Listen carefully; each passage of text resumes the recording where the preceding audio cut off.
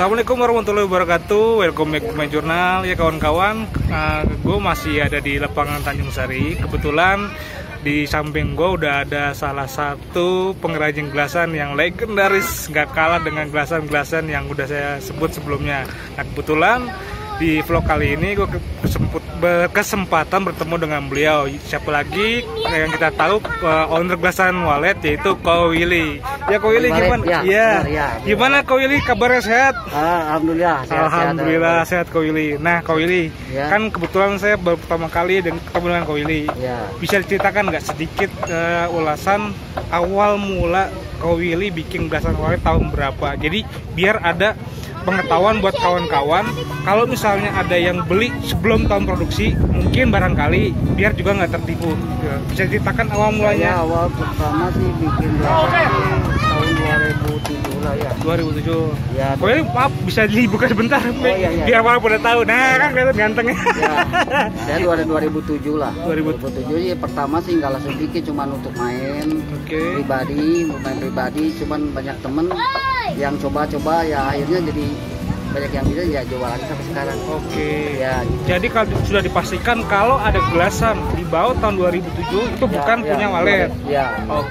Nah, tapi 2007 lah, 2008 saya lupa kalau salah 2007. Betul. Nah kok bicara masalah gelasan Ko Willy nih. Ya.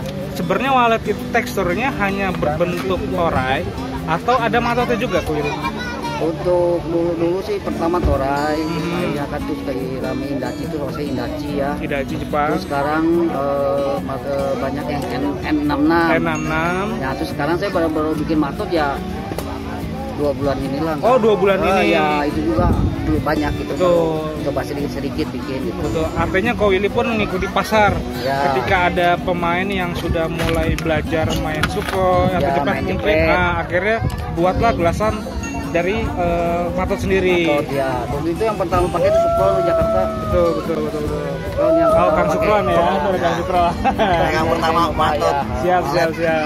Nah, kalau Ko Willy bicara masalah gelasan Ko Willy sendiri nih, sebenarnya tujuan Ko Willy bikin gelasan tuh awal mulanya apa sih? Apa emang sengaja buat dijual? Enggak. Buat pakai sendiri aja? Saya dulu kan pemain, dari kecil saya pemain. Layangan aduan? Layangan aduan. Bukan gibrik ya, bukan ya? Bomber saya main. Oh, bomber juga main? Bomber, main layangan tanggung saya main. Layangan kecil, terus saya coba bikin gelasan, kan lagi rame-rame gelasan senar. Saya bikin, coba bikin ya. Tadi saya bilang itu banyak yang nyoba-coba, akhirnya jadi jualan. Gitu. Oh gitu. Banyak yang nyoba lagi. Akhirnya jadi jualan sampai sekarang. Pertamanya sih buat main sendiri. Betul. Tapi kan cenderung kembali lagi tekstur Walet itu lebih ke halus ya. Ya, dengan tasak padi. Saya tergantung permintaan, ada yang halus, tasak padi sampai tajam. Tergantung permintaan lah gitu ya. Nah kok bicara masalah reseller nih kok, sebenarnya Jabodetabek punya reseller tersendiri nggak sih, atau ada agen resminya? Siapa aja bisa disebutkan barangkali? Kalau agen saya dulu yang paling dekat ya Oman. Oman, ya PW, siapa lah ya, teman-teman banyak lah, Supron juga banyak lah. Iya, Kang Supron termasuk ya.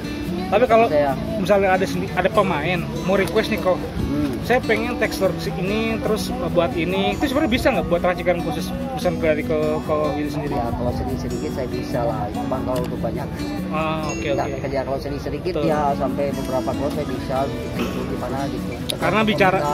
Karena bicara kualitas sih kok, bukan kuantitas ya. Saya kan pegang kualitas. Siap. Makanya barangnya jarang ada, karena kan bikinnya nggak bisa cepat. Ya kan? Betul. Kok kalau bikin cepet sih ya bisa aja, cuman nggak tahu hasilnya. Lihat kan kalau gelasan sih menurut saya di atas ya motongnya bagus ya. Bukan pegang atau kelihatannya mewah gitu, tapi yang penting kan di atasnya harus potong. Kan gelasan itu dipakai diadukan kan. Betul. Tapi kalau secara fisik nih kok, untuk membedakan bahwa gelasan itu berkualitas, terutama untuk Walet sendiri, ciri-ciri aslinya seperti apa? Mungkin barangkali mereka belum tahu nih aslinya Walet seperti apa gitu, ada gambarannya? Ya kalau tekstur ya ada yang halus, bagus juga, super, ada tajam juga. Tapi yang tahu sebenarnya sih yang malah yang bikin ini gelasan bagus atau enggak kan saya tahu ya. Betul. Karena seperti saya kasih ke abang, bang ini gelasan bagus, saya bilang bagus, tapi kan belum ngerti. Tapi kalau nggak dipakai nggak tahu itu benar atau enggaknya. Nah, kadang-kadang ya saya susah juga bicaranya gitu. Ya penting kalau dia percaya ke saya ini bagus, pakai aja, udah pasti motongnya bagus karena saya yang bikin. prosesnya kan, proses pembuatannya gimana, adonannya gitu. Mungkin lebih spesifik kok, maksudnya dalam arti bener-bener berkualitas itu apakah teksturnya bulat, padat, atau gimana gitu. Kalau dipegang secara tangan lah pedih lah, kalau saya pedih, dipegangnya pedih. Beda kerasnya kalau dia bagus, sudah pasti di atas motongnya bagus. Oh gitu. Ya. Jadi kalau saya bikin dulu, oh ini apa? Saya kan udah pegang gelasan mungkin udah puluhan ribu ya. Udah kepegang, udah tahu oh ini bagus apa enggak, udah tahu gitu.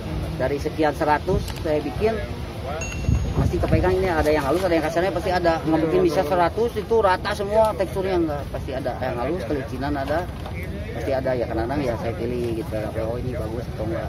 Tadi kan Kak Willy katakan produksi welet dibuat tahun 2005. Ya 2007. 2007 ya, 2007 2008. Dari tahun dulu sampai tahun sekarang hanya bahannya itu aja dan teksturnya itu, atau mungkin ada perkembangan sendiri dengan perkembangan zaman terutama di ya dulu kan ya gitu sebenarnya, ya beling termos pakainya silikon, pakai silikon apa, yang penting kalau menurut saya itu racikannya ya, racikannya silikon sama belingnya gimana gitu kan, jadi biar nanti itu kita racikannya seberapa ukurannya, nanti munculnya gimana gitu. Tapi kalau untuk close-nya sendiri kok ada close bonnet, close kodok, atau hanya dua close jumbo dengan close bonnet aja ukuran yang saya close-nya close bonnet. Terus ada juga close kodok ya pribadi, kadang-kadang untuk ada teman lah. 1-2 close. Kalau untuk close yang kayu ya sekarang ini baru mau, tapi ya jarang sih itu kalau ada close saya baru ngurusin kayu. Kebanyakan sih bonnet. Bertahan di usaha gelasan dengan puluhan tahun itu kan bukan usaha yang mudah kok. Apa motivasi Koko sampai sekarang masih bertahan di usaha gelasan ini gitu? Ya saya hobi sih ya. Hobi ya. Jadi kalau bikin gelasan terus dari ini racikannya begini, nanti hasilnya begini, dipakainya enak, saya merasa bangga gitu. Apalagi yang dipakainya kayak seperti teman-teman Sukro atau siapa gitu kan, bagus kok di atasnya motongnya bagus, saya lebih suka aja. Oh iya betul. Ya itu. Tips terakhir kok, kan sekarang ada dengan berkembangannya zaman, ditambah pengrajin gelasan baru-baru ataupun player yang baru-baru muncul di corner ini, banyak metode treatment gelasan A, B, C, dan D. Nah, dari Ko Willy sendiri, metode treatment yang bagus menurut Koko nih, apa kok? Sebenarnya saya sih kalau bagus sih, menurut saya ya pribadi, baru gelasan baru jadi, nggak perlu treatment ya asal dijemur. Begitu diangin-angin ya, maksudnya dengan kering dengan sendirinya gitu, itu lebih bagus. Kalau sekarang kan seperti di open atau di dimasukin kan, lah gitu ke Pengicom lah. Kalau menurut saya sih nggak terlalu ngaruh ya. Tetap sekarang dimasukin Magicom terus kering dipakai tetap ya kalah kalau salah jalan. Betul. Menurut saya begitu kan ya. Mungkin orang yang sekarang baru seneng ya dia mau nyoba ini ya, sebenarnya harusnya ya gelasan ya dipakai sama skill. Ya, itu. Nah kalau diurutkan kok faktor kemenangan dalam turnamen layangan atau bermain layang menurut Koko apa? Misalnya contoh saya sebutkan, apakah angin dulu atau teknik dulu atau gelasan dulu atau gimana menurut Koko? Ya sebenarnya banyak ya, angin, teknik juga skill, terus ya benang. Posisi apa nih? Ya posisi atas belakang, posisi kita ya itu perlu angin terutama ya. Oke. Ya benang juga ngaruh, sama mental. Yang ke itu aja sih hoki.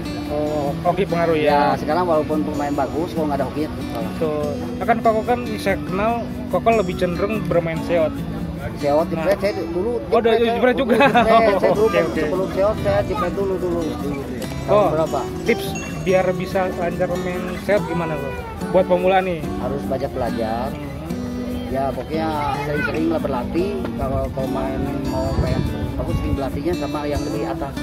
Terutama untuk tarikan gimana sih kok biar lancar kalau menurut Koko? Kalau lancar saya pribadi itu latihan ya di lapangan, latihan tuh narik beberapa meter, narik pertama 5 meter sekencang-kencangnya, terus nanti 10 meter kencang-kencangnya 15 meter, terus tangan sering latihan begini pakai kenu biar nggak kusut. Siap. Kan makin sering kita latihan makin bagus. Betul, kalau nggak bisa kan belibet di tangan. Ya, nah itu karena kurang latihan. Saya dulu belajarnya gitu. Siap. Ada pesan-pesan yang disampaikan mungkin buat kawan-kawan sakit dari Walet? Gitu. Gimana ya, pesan apa ya? Apa aja bebas kok. Ya, buat penggemar Walet terutama gitu.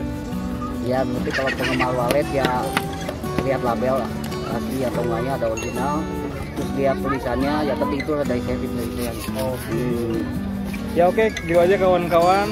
Mudah-mudahan dengan ketemunya Ko Willy, kalian yang seneng atau demen atau gelasan wale jadi tahu sedikitnya, bertambah pengetahuannya, biar nggak ketipu di luar sana. Karena sekarang banyak penjual nakal kok. Iya banyak. Iya, betul. Ya mudah-mudahan bermanfaat kawan-kawan. Saya Aji pamit undur diri bersama Kang Ko Willy dan Kang Pron. Assalamualaikum warahmatullahi wabarakatuh. Cabut.